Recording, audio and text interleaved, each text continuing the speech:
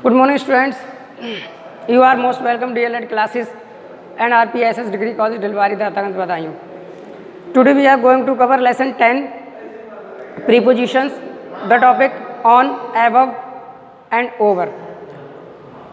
Before it we have covered the preposition with, why, between and among. So today we are going to discuss about the preposition on, over and above. So let us start. Prepositions on, use of on.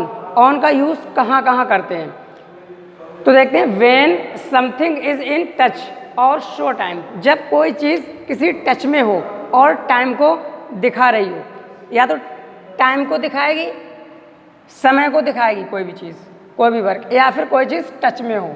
Means suppose that ये कोई surface है और इसी पे कोई चीज़ रखी हुई है. सपोज दैट ये बुक है, ये बुक है तो इसके टच में है. जब कोई चीज़ इसके टच में होती है तो प्रीपोजिशन ऑन का यूज़ करते हैं. जब कोई भी चीज़ इसके टच में होती है तो प्रीपोजिशन ऑन का यूज़ करते हैं. जैसे the marker is on the hand, marker hand पर है. The book is on the table, book table पर है, तो वो उस चीज़ को टच कर रही है. मार्कर अगर मेरे हैंड पर है तो ये मार्कर हैंड को टच कर रहा है.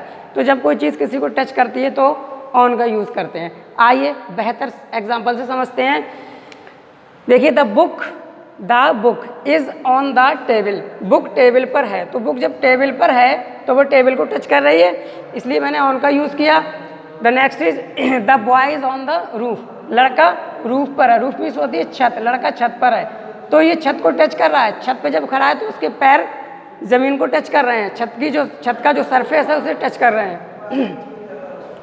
There is a cap on his head, cap उसके हेड पर है. जो कैप है वो उसके सिर पर है, हेड पर है,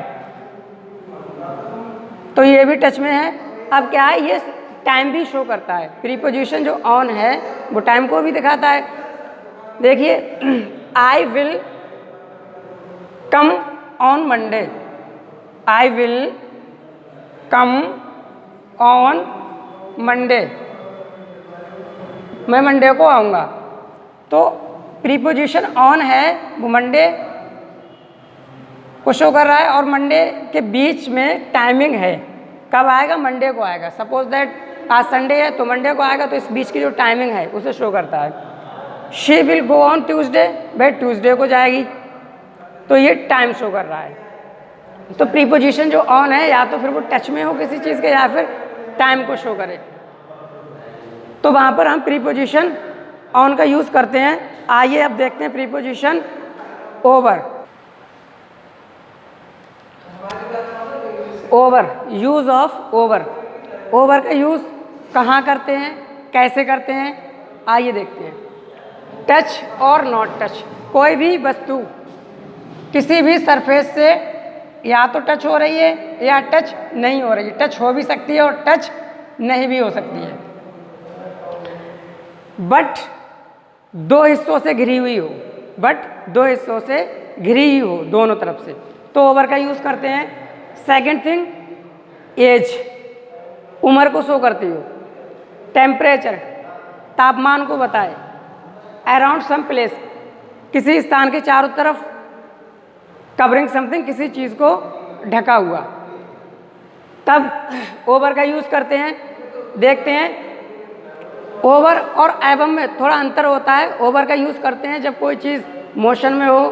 for example the aeroplane is flying over the roof, aeroplane roof के ऊपर से गुजर रहा है. The fan is over my head, fan हमारे हेड के ऊपर है, तो ये भी ऊपर है. ओवर का यूज़ भी ऊपर के लिए करते हैं, बट ओवर का यूज़ मोशन में और एबव का यूज़ स्थिर.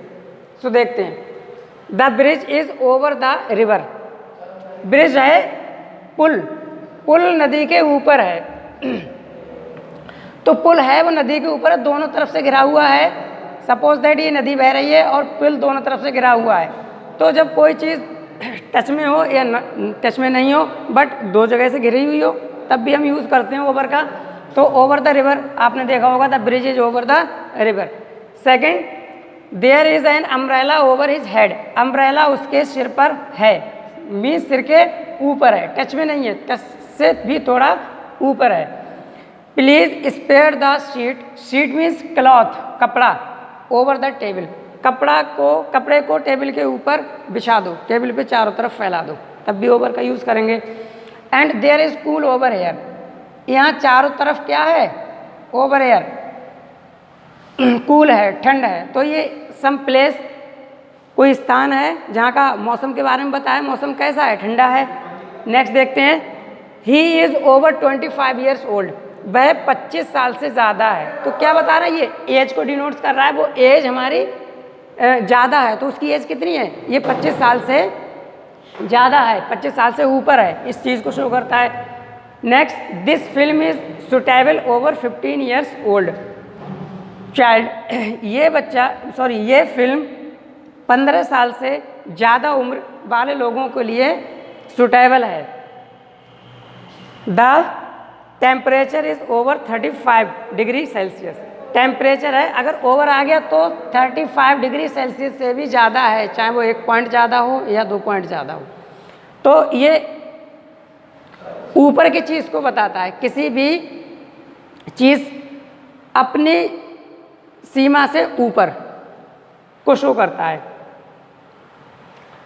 एंड कवरिंग समथिंग, किसी चीज़ को कवर किए हुए, तो कवर क्या किए हुए, बेडशीट, क्या कवर किए हुए हैं, bed. Please spare the sheet over the table, table के ऊपर बेडशीट को आप बिछा दो, तो क्या वो टेबल को पूरा कवर कर लेगी।